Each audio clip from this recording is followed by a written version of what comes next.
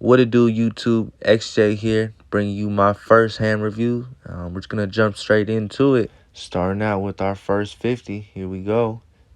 Jump right into it. 25 cent, 50 cent. I'm gonna plan to aggressively move up in stakes. So once I get a few buy-ins, I'm jumping up to the next stake and so on and so forth. But then as I get into bigger stakes, we're gonna slow down and try to gather up more buy-ins. But at the beginning stages, I'm trying to move up quick. If I can do it, y'all can do it. So right here, it's absolute gem for the first hand. Pocket aces, just love to see it. Second hand under review, we have pocket tens. Pretty standard 3-bet versus middle position. The small blind, though, elects to 4-bet us. Now, versus this player, I had a read. He was very aggro, and he's the type to really just c-bet with like a wide range. So with that being said, when he pot, I just really put him on ace king and ace king only. Maybe some ace jack 2 with a club.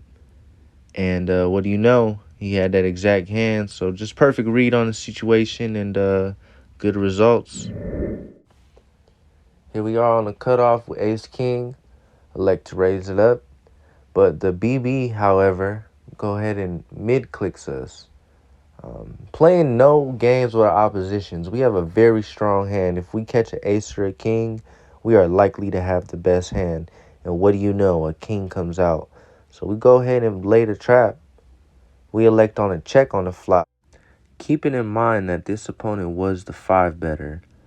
And after we checked the flop, laid the trap, played deception, I feel like the opponent now has hands like ace queen, pocket queens, tens, nines that might feel like they need protection.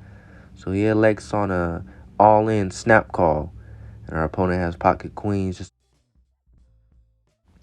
Next hand we have pocket deuces, just call from the small.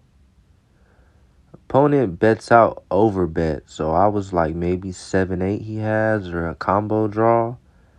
The club gets there, but versus the short stack, I just put him in there hoping that he has a pair and clubs, and that was just my thought process. Maybe he has some clubs. Like, he's not always there. Sometimes he has some ace of clubs with like a pair, so I didn't feel like it was such a bad call. And I have a set versus in heads up. Like, come on. Next hand, we got jiggities on a small blind versus BB. Get cold 4-bet. Now, anytime you get 4-bet in micros, it's usually aces and kings. But in this scenario, once the flop goes check, check, I really don't feel like my opponent has that hand. I feel like he would have c-bet that. So with that in mind, I feel like my jacks are good. Now, on this turn card, it's pretty wet board all overall, but it brings a lot of draws out there. Maybe some ace king of diamonds, ace queen of diamonds, or then there's some raw equity like king 10, ace 10, and then maybe he even gets frisky with some type of ace 9 or ace 7. So I go ahead and elect and just put the rest of it in there. Opponent calls, shows up with ace 10. So just a nice spot. Love to see it. So next hand we have under review. Go ahead and 3-bet under the gun. Now, against this player who I have as a stronger opponent, I felt like if he was in aces and kings, he would have definitely 4-bet me. So with that being said, I definitely feel like I have the best hand. Now, looking back on this hand, I definitely should have c-bet the flop.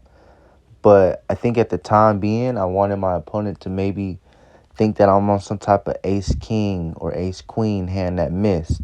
So that check enticing opponent to bet the turn. Now, when he basically snap checks the river, one-liner to the straight out there, I really don't put him on much. I put him on like some type of missed diamonds or just a bunch of raw equity, like hands that possibly went for a protection bet because I checked on the flop. Hands like sevens, eights, nines, ace 10, king 10. So I decided to block bet. My opponent now sniffs my block bet out as weakness and decides to put me all in. I don't think he has ace three, so I make the call. Opponent shows up with pocket sevens. So last hand under review, we have pocket nines on the small blind. Usually this is like a snap three bet, but dude was running kind of hot, so we decided just to call, just set mine with the pocket nines, and boom, what a dream flop. Kind of wet, but we like it wet, so we're gonna go ahead and definitely not slow playing this one.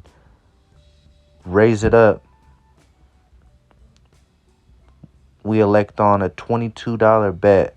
Now opponent, the initial raiser, does the unthinkable and snap jams all in.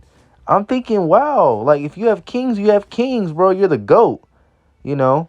Shows up with pocket threes. Nines takes it down. That's going to be the last hand under review tonight.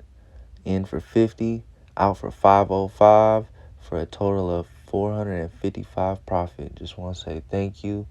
Hope you enjoyed, and I will be pushing more high quality videos in the near future on a consistent monthly and weekly basis. So stay tuned. Hopefully the run's going good for you and will continue to go good. It's XJ, and I'm out.